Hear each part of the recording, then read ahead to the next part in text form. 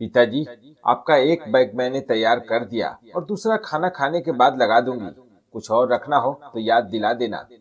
सिया ने अपनी ससुर को खाना परोसते हुए कहा। हाँ बेटा, कोई जल्दी नहीं है, आराम से कल सुबह कर देना। आज तो तुम थक भी गई होगी, तुम सो जाना।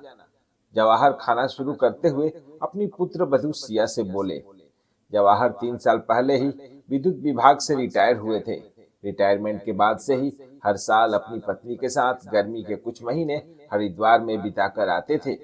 वहां एक छोटा सा मकान खरीद लिया था, अतः ठहरने की कोई समस्या नहीं थी। जब वो हरिद्वार में रहते तो प्रतिदिन दोनों पति पत्नी आधा किलोमीटर पैदल चलते, घाट पर पहुंचकर गंगा स्नान करते और मंदिर में दर्शन कर पैदल ही घर लौट जाते। शाम को कभी कहीं भजन कीर्तन में तो कभी किसी मंदिर की आरती में शामिल हो जाते। जीवन का शेष भाग ईश्वर की उपासना और गंगा मैया के चरणों में समर्पित कर दिया था। जब अपने शहर में रहते तो प्रतिदिन दोनों पति पत्नी पार्क में टहलने निकल जाते और फिर मंदिर दर्शन कर लौटते।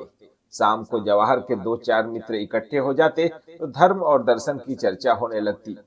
बेटा आकाश भी विद्युत विभाग में काम करता था और बहू सिया एक नौकरानी के साथ घर के काम संभाल रही थी। पैसे की कभी कोई कमी रही नहीं, सब कुछ ठीक से चल रहा था। अगले दिन सुबह 10 बजे जवाहर जी को हरिद्वार निकलना था, इसीलिए वह खाना खाने के बाद जल्दी ही सोने चले गए। पत्नी भी अपना छोटा मोटा जरूरी सामान इकट्ठा कर दूसरे बैग में जमाने लगी। सिया, सिया बेटा, देखो मेरा नया वाला चश्मा नहीं मिल रहा।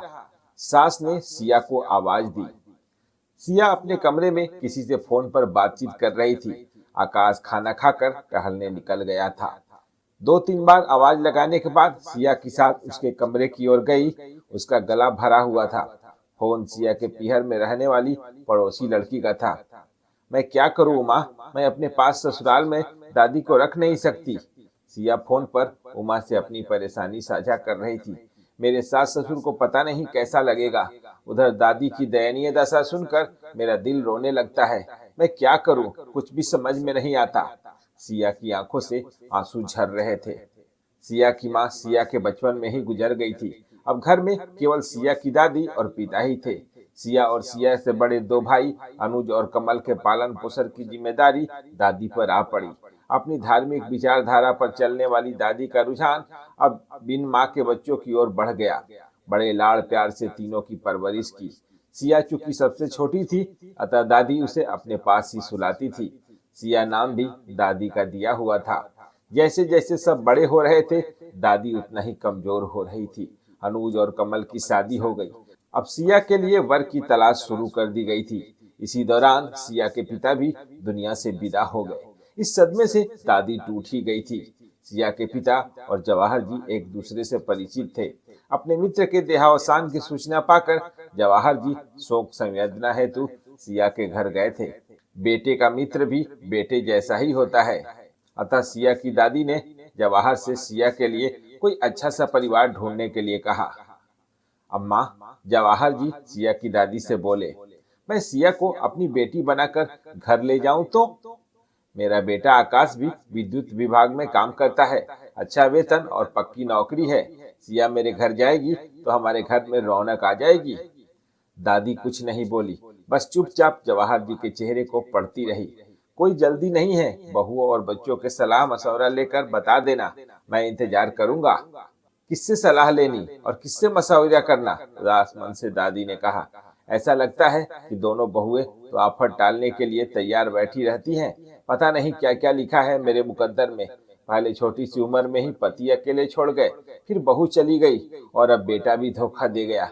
मेरे तो प्राण सूख रहे हैं इसकी चिंता में, फिर भी पूछना तो पड़ेगा ही।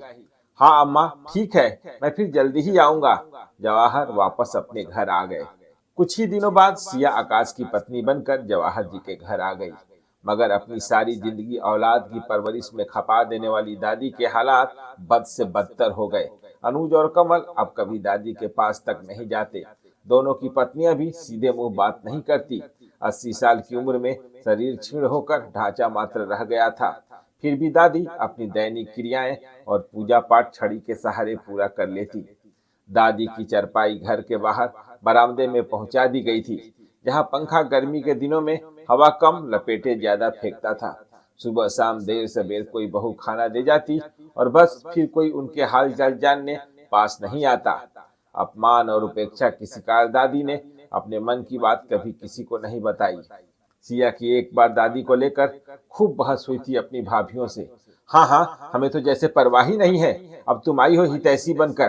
पिछले 2 साल से तुम ही तो खिलाने आ रही थी, वरना हम तो भूखा ही मार रहे थे। दोनों भाभीियों सिया पर चढ़ बैठी। हम भी खूब समझते हैं तुम्हारी खोखली हमदर्दी को। तुम्हारी नजरें दादी की जमीन और बैंक खाते पर है, सीधे सीधे क्यों नहीं बता देती? अगर सच में दादी की चिंता है तो ले क्यों नहीं जाती अपने साथ? सिया अपना सा मुंह लेकर खिसियाहट में अपना घर वापस लौट आई और आज फिर 1 महीने बाद उमा के फोन से दादी के बदतर हालातों की खबर पाकर सिया की अंतरात्मा दुखी हो गई।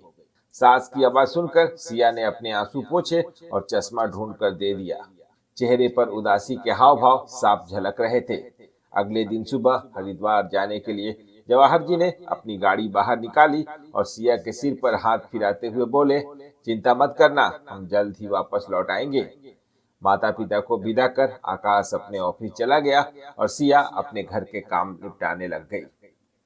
शाम को घर के बाहर गाड़ी का जाना पहचाना सा हॉर्न सुनकर सिया चकित सी हो गई। अपनी गाड़ी जैसी आवाज थी। चेहरे पर फैल आई लटों को पीछे की ओर पलटती हुई सिया ने बाहर आकर देखा तो चौंक गई। जवाहर जी ही थे जो गेट खुलने का इंतजार कर रहे थे। पिताजी, आप वापस? आप तो हरिद्वार? हाँ बेटा, हम दोनों ही वापस आ गए। अब हरिद्वार जाने की जरूरत नहीं है। हरिद्वार, ऋषिकेश, काशी, मथुरा, वृंदावन सारे तीर्थ स्थल तुम्हारे घर ले आया हूँ, हमेशा के लिए। जवाहर जी ने गाड़ी का पिछला दरवाजा खोलकर अंदर की ओर इशारा कर दिया। सासू माँ के साथ दादी बैठी हुई थी। देखते ही सिया की रुलाई फूट पड़ी। दौड़कर दादी को अपने अंक में भींच लिया। अपने बुजुर्गों को दुखी और दयनीय हालत में छोड़कर हम तीर्थ यात्रा पर जाएं तो? सास ने सिया को ढांढस बंधाते हुए कहा, तो कैसी तीर्थ यात्रा और कैसा पुण्य धर्म और कैसा गंगा स्नान? अब हमारा घर ही हमारा तीर्थ स्थल है सिया। जवाहर जी ने गाड़ी से बैग उतारते हुए कहा, और इस तीर्थ स्थल को पवित्र बनाए रखना तुम्हारी जिम्मेदारी। खुशी के अतिरेक में सिया के मुख से शब्द गायब हो गए।